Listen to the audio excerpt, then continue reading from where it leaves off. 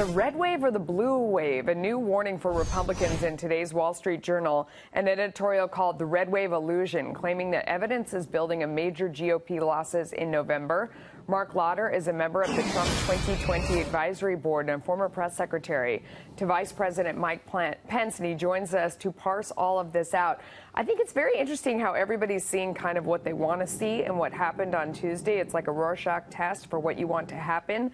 The Wall Street Journal editorial board, though, they make some good points about the number of people support. 33% roughly very much support him. 11% have a doubt about his persona, but they put the policies first.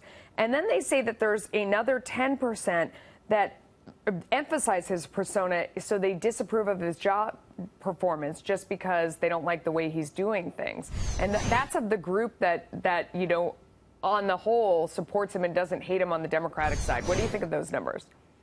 Well, I mean, you can parse the numbers any way you'd like. The numbers that I typically try to look at are the right track, wrong direction. And at the beginning of the year, the difference between the people who thought the country was on the right track and wrong direction was 25%. Right now, it's only 10%. So people see that our country is moving in the right direction. The president's approval ratings on the economy are plus 8%. Those are the kinds of things when people go to the polls and they're faced with the actual decision between a Republican candidate who wants to keep your tax cuts, keep our economy growing, or Democrats who are running towards socialism, higher taxes, more government spending and programs.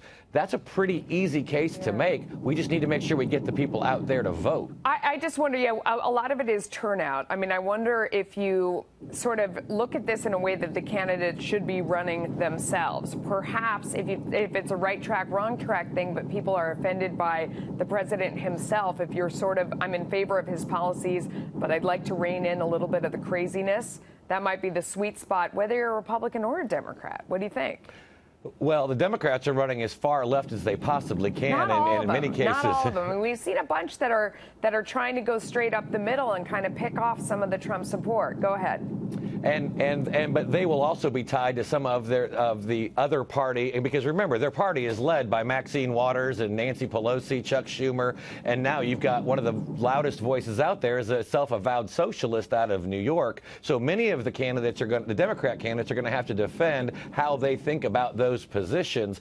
But ultimately, people are going to go to that ballot box, and it's like James Carville used to say back in the 90s, it's the economy, stupid. And so they'll see the benefits. They see things happening in their own households, with their own jobs in their own communities. The key for Republicans is to get out there, tell that message to the people, and remind them that Democrats are running to take it away.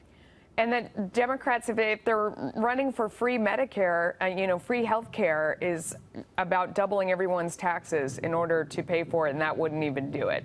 I mean, is that the kind of economic message, or is that too complicated? You just say, are you better off now? Is it that simple? I think it's a combination of both, because many are calling to reverse the tax cuts. They're calling for tax increases for Medicare for all. They're also calling for abolish ICE, which most of the American people don't see that would be a good idea for very right reasons. So that's really where this election is going to come down to. We can look at generic polls and generic trends and try to read one election to see if it holds any truth to another election. But when it comes down to November, people are going to have two names on the ballot. They're going to have two parties and two philosophies. One, continuing that growth, continuing our success. The other one, take us away, abolish ICE, impeach the president. And I think it's fairly clear which way most Americans will vote on that. Mark Lauder, thank you.